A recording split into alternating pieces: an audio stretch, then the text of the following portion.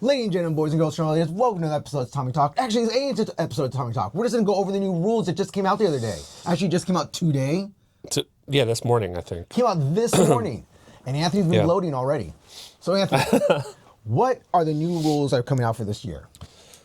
Are we just going to get straight into it? We're not going to go over how right I was? We're going to get to how right you are when we get to a certain spot. Yeah, okay. To a certain rule. So, what's the first rule change? Tell me. All right. Yuko's back. Yes. So I'm going to say... So just read the whole thing. Just read it out. Okay. Addition of a third score Yuko in Ne-waza, it will be given at 5 seconds. 5 seconds. So Yuko is something that we used to use. It is a quarter. It's considered like a quarter score. No. But I like to call it advantage. That's what I'm going to say. I like the BJJ term of like using stuff as an advantage. So I really like because quarter score implies that it adds up to any pawn, but it doesn't. Yeah. There's a whole argument about it that it was called a quarter score, but it didn't add up to anything. You can get like 50 Yukos in a match, but it wouldn't equal no matter what. So in Ne-waza now, 5 seconds, 1, 2, 3, 4, 5, you get a Yuko score. Boom, down here. Yeah. I don't want... Not in Tachiwaza. Yeah. Only Ne-waza. Since this is going to be a short video, I don't want to go over too much about the rules. Because the Istanbul referee seminar will happen in like, what, 6 hours, I think? Yeah, we'll be watching that this weekend. Yeah, it'll happen in 6 hours. A lot of this, in general, a lot of this stuff is really poorly worded. Like, it can be interpreted in many ways. Yeah. So I don't want to make assumptions like some people did already. And I'll just give the quick thoughts of what we think about how it's given so far. So clearly, some people are thinking the Yuko thing means the Yuko will only be given in Ne-waza and that there's no stand-up Yuko. I think that is very unlikely to be true. I'm just going off by the wording so far, so we'll see. Because it says addition of a third score Yuko, comma. So, okay, Yuko's coming back, but in Ne-waza, it will be given in 5 seconds. That's how I interpret it, right? But it could be like, we're adding a Yuko, in Ne-waza, it will be given at 5 seconds. So, like, you gotta remember, like, IJF's run by the Hungarian people mostly, right? And I look at the board. So who knows? Whoever wrote it English might not be their first language, right? Or they're not super strong at it. All right, so what's number 2? Use of head to throw and defend allowed except in cadet events where it will be penalized with Shido. I don't understand that. Why they I think they're taking back the thing of people blocking throws with their head, which I think is dangerous anyways. But they're saying for kids, it's still too dangerous. So we're not going to let kids to block with their heads. But it seems like they're not going back to the way it was. They're literally saying use of head to throw and defend is allowed. Yeah. So you could head dive now, is what they're saying. I didn't think about that. But yeah, you actually could, You could say that. 100% against that. And you know why. Like, we've seen people break their necks. I think it kind of goes back to, this is going to be later, but them bringing reverse Seoi Nage back. Because you kind of use your head to throw reverse Seoi Nage. I don't think so, but we can discuss about that later. Yeah, it's just I think it's a really bad choice to do that, right? So do I. I don't like this either. Okay, this is the big one, right? All jacket grips and gripping under the belt to the level of the top of the inner thigh are allowed, but Shido will be given if using the jacket grip or under the belt to the level of the top of the inner thighs grip negatively. I sent you messages already. The next argument is going to be, what is the inner thigh? Everyone's arguing like, how far is the inner thigh now? I think it's written so weird that it's not even worth it to analyze at this point. All we have to know is leg grabs are not coming back in any way that we think it might be. Best case scenario, taking room is allowed. Okay, let's just leave it at that. It's going to be a weird thing. Like I will say, just in my idea, the opinion of it, I think it's going to be you can grab the skirt fully. Because most skirts pretty much end at the inner thigh for the most part, so I think that's gonna be like the measuring stick. Yeah. Okay. I was joking to someone already, like they should just start bringing out a marker. They're gonna not bring out a marker, but they're gonna release the new 2025 judo gi regulations. Now all pants need to have like a red mark denoting where the upper the inner thigh is. The top of the inner thigh. So okay. Next one is related. Hooking the legs with a hand on arm, leg grabbing, gripping the trousers, and touching the leg from the top of the inner thigh down is forbidden and will be penalized with Shido. So just no grabbing the leg. That's just basically what it is. no, they had to put it out there. Again, about the inner thigh Even though we thing, just did the inner thigh thing, there is no grabbing the leg. It is still a Shido, okay? Yeah. Overall, the way I interpret those two rules is that the intention of it is not to bring the leg grab back. Yes. The intention of it is to avoid these, like what happened to Jackie Onizuka, how he got disqualified. There's that, like accidentally scraping the leg during the transition. As I say, intentionally. Yeah. Intentionally, that's the word, guys, intentionally. And also, if you watch the Tokyo Olympics, how Lian from Taiwan, Chinese Taipei, I'm not sure. Just say Taiwan. We don't care. From Taiwan, We ain't scared. Lian from Taiwan, how she lost the Olympic medal because she was trying to get the belt grip and she like accidentally literally just did that and tapped the butt, and then she got the third Cheeto and lost. So, or it was second maybe, but I'm pretty sure it's a third. So I think the intention of those rules is to avoid those scenarios and not to be bringing the leg grab back. I never ever thought the IJF intended to bring the leg grab back for any reason. Yeah. Right. So Well, that was my biggest stance for a long time. Is like everyone else was going crazy. All my BJJ friends, my catchments were like, "Hey, you won! Hey, so congratulations!" Like it's not coming back. Like, the only reason I kind of flipped is because so many high level black belt instructors that I know were like, "Oh, it might come back." I was like, "Well, if they're saying it, maybe it is." But I really never thought this is how rumors start, right? Yeah. And some people are really coping. You know, they really were like, "Well, what?" They're like, how do you say that? Like, you know, the joke where people are like, reverse engineering stuff. Like they're like, well, if you check the shadow, it points at this area at like 3 o'clock, and then 3 o'clock means like something. Like they just string a bunch of like useless stuff together and make sense out of it, right? Yeah.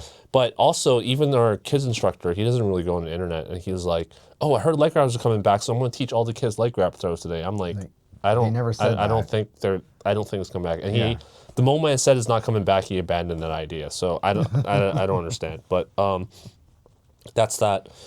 Kumikata will be given 30 seconds for an attack. So does that mean that we're gonna be able to grip fight for 30 seconds? I don't know. Until an attack?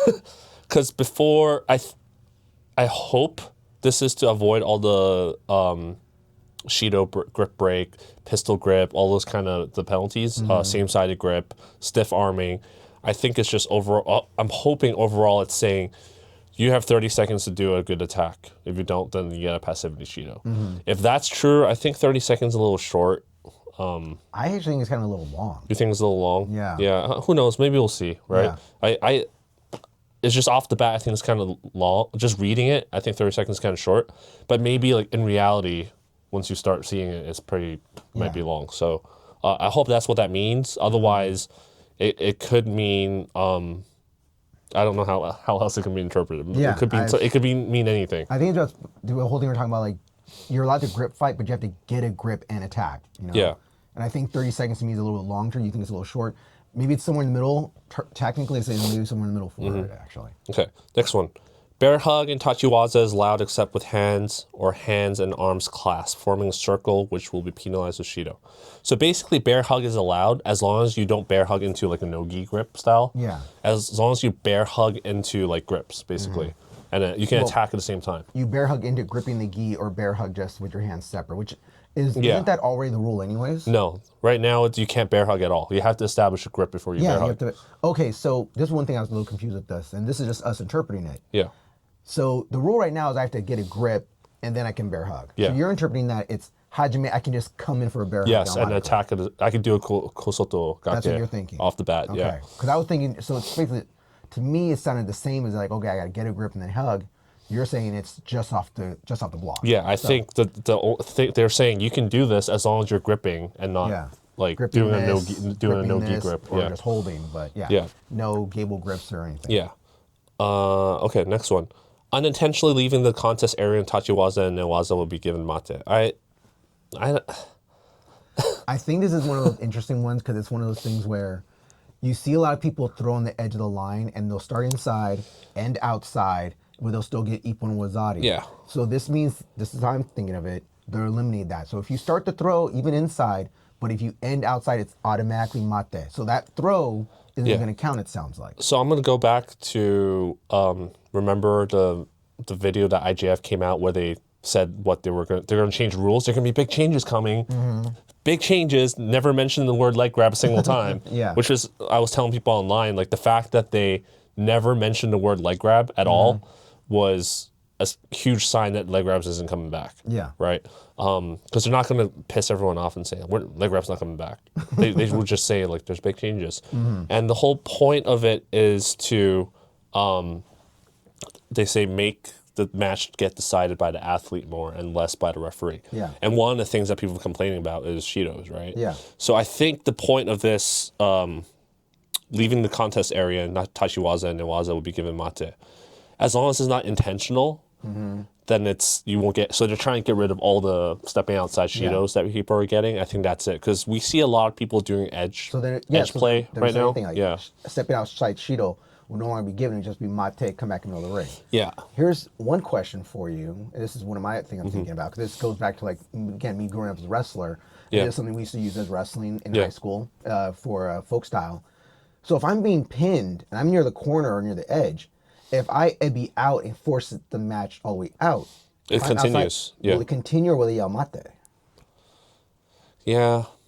I think the Ne-waza thing, it needs to be clarified, because right now it's like, if there's a counter, like if you counter, like we're starting the inside and then turn you over, you get 1 or 2 times to counter, was what it said at the this is one of those things that went over at referee clinic, right? Okay. So I think you get 1 or 2 times, and then if it continues a third time, then it's mate. So I think that's what they mean by Ne-waza, but not that I throw it and then you crawl out, and like, I don't think that's what it means, right?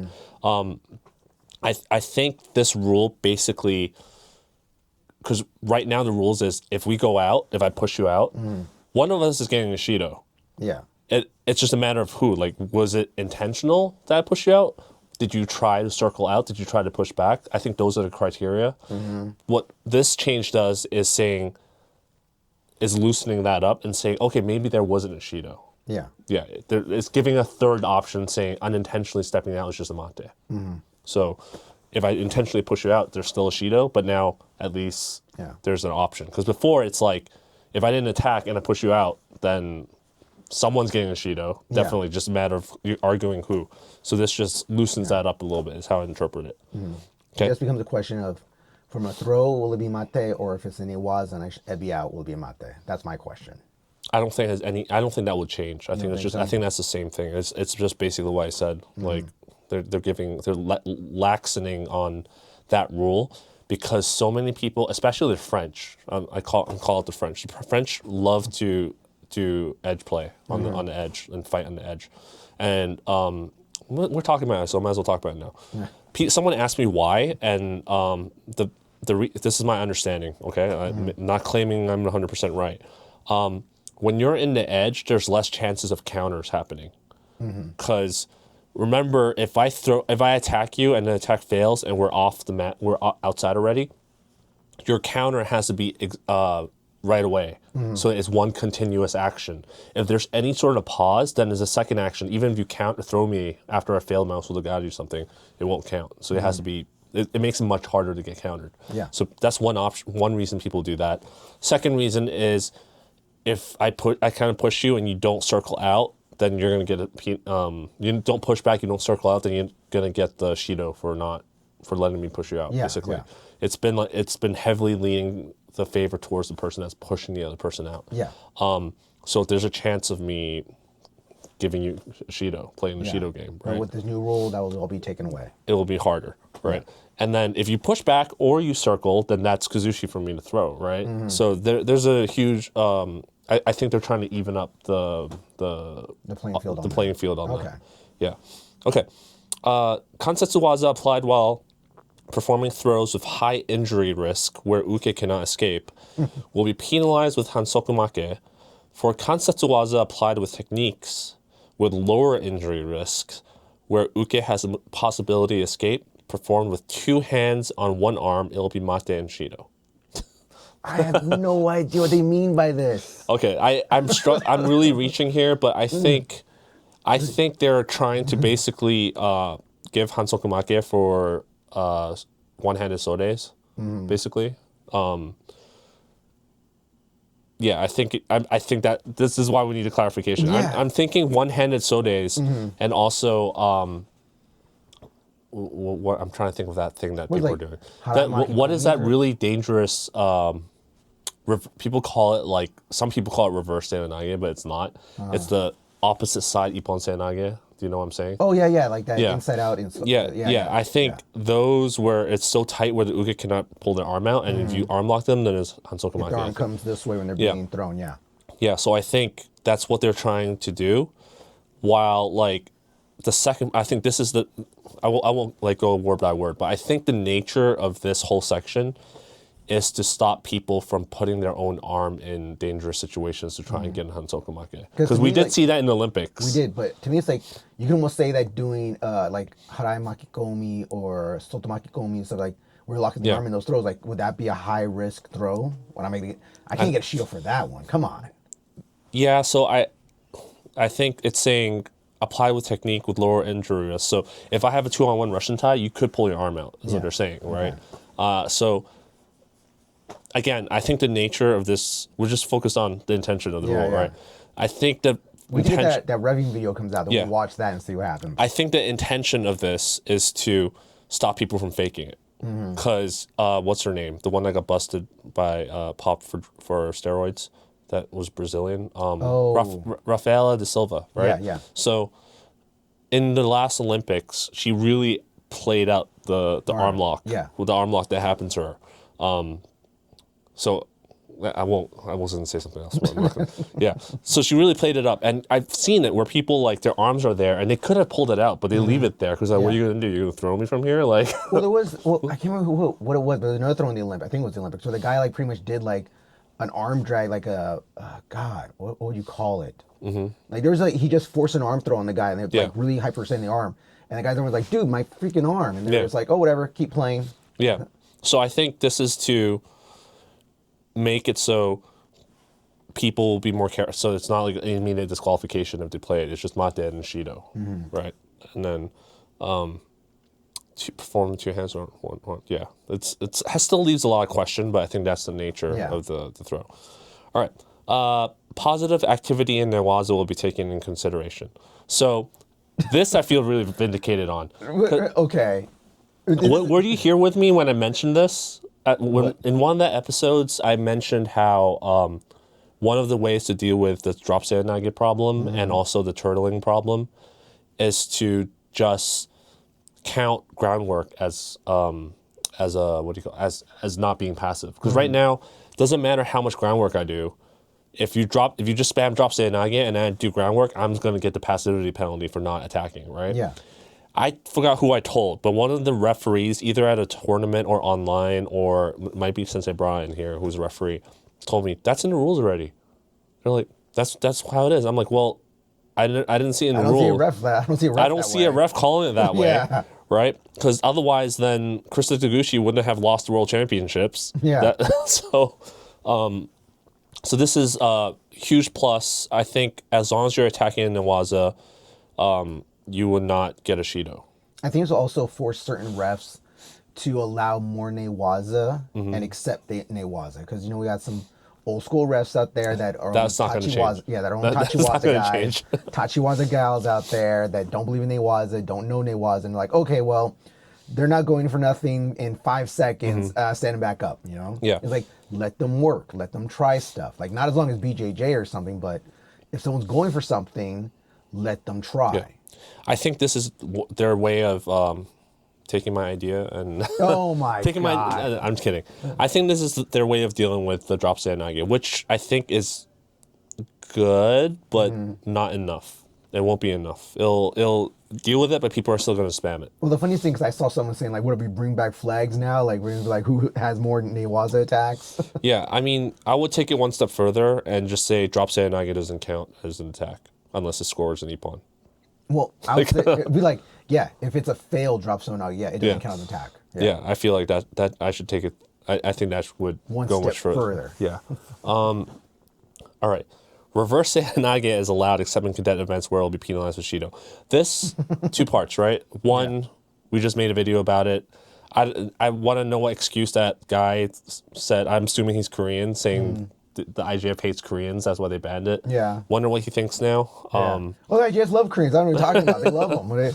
They've always liked Koreans. Yeah, but the fact that it says except in cadet events where it will be penalized with Shido, that kind of confirms where we mentioned how we think the injury data they're talking about is the head and shoulders, neck. Yeah, and not so much the wrist lock, shoulder lock that we talked about, and that confirms it.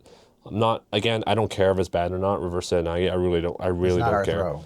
Well, also I just the thing that sucks now because we're instructors, we're gonna have to learn how to do this throw pretty decently to teach people now if they want to learn it. Yeah, I think I might learn it now, but just so I can teach it. But I don't really care for it. Yeah. So whether this comes back or not, I don't care. I wouldn't be surprised if now Reverse Seoi Nage becomes one of these moves that are banned in certain dojos also. Yeah. One thing that I thought might be related is that because they changed the wording on the concept Ne-waza, we just talked about the arm locks, maybe they're saying, okay, now that we clarified the arm lock thing, we can bring this back. Okay. Maybe. I don't know. So if the arm locks, if it's too much of an arm lock during the throw, they'll be like, yeah, remember in our video, in our video, we said like, oh, you can trap the arm. Yeah. Maybe so that could be one definitely made too dangerous. Yeah. So that wraps it up. Not too much more to add until the referee seminar comes out, and I think people shouldn't make any more. It's just interesting to talk about, right? It's a very interesting thing. I know people are gonna be mad about certain things. Some people are gonna be happy about certain things, like the Korean Seoi Nage or Reverse Seoi Nage. We're gonna call it Seoi Nage now. That'll be back. So a lot of people will stop crying about that one. They'll still be crying about leg grabs being taken away still. But if you really want clarification on it, like watch that. What is it, 2-day reffing clinic like me and Anthony do. Like watch it. They talk about the stuff. And instructors have the opportunity to talk and discuss and defend what they're going to do. And guess what? Most of them don't. All right? I was going to say, for the 2023 version, I watch every single one of them whenever they're available, when they're posted online. Yeah. I watch all of them, and we made 2 episodes about it. It's 2 of our worst performing episodes. Yeah. So no one wants to learn the rules. That's one of the things. Like people want to get mad about the rules, but then they don't want to learn them. People will hear it from their sensei. They'll hear it from it's a game of telephone. Yeah, they're hearing from other people, from YouTubers like us, but they'll hear from other people, but they won't get it from the source. And then here I am, like getting it from the source and like what was it, like 8-hour, 6-hour video? It's a 6-hour video. I condense it into like a 15-minute section, and nobody ever read it. Nobody really cares. Yeah. Then they cry about it online. So, I don't understand. But that for that reason, I may or may. Well, I guess we will talk about it. We have to talk about it. Yeah, we'll have to talk about it. Yeah, because this is big. This is bigger than the last changes. So we'll have to talk about it. So the new rules will be implemented first time at the Paris Grand Slam, which is in February 1st and 2nd. So that's when the new rules will be first applied. But we'll find out by the referee seminar next week, probably, hopefully. And then it will go through until the Senior World Championships, which will take place in Budapest from 13th to 20th of June.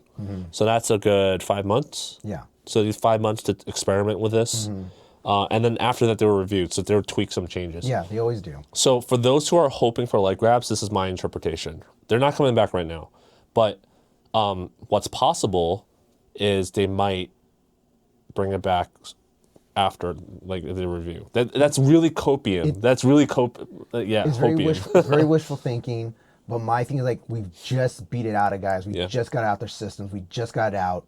And now we're going to add it back in. Like I've told Anthony and stuff, there are people that have trained judo like their entire judo careers now that have never trained and learned leg grabs. Yeah. And I kind of feel bad for those guys, because guys or girls, because they're going to have to learn how to do these leg grab techniques because they want their people to learn them and get used to them or know how to defend them. So it's going to be a tough thing. It was tough getting it out. It's going to be tough getting them back in, I think. But if like by September they don't announce that leg grabs are coming back, I think it's pretty safe to say it's not.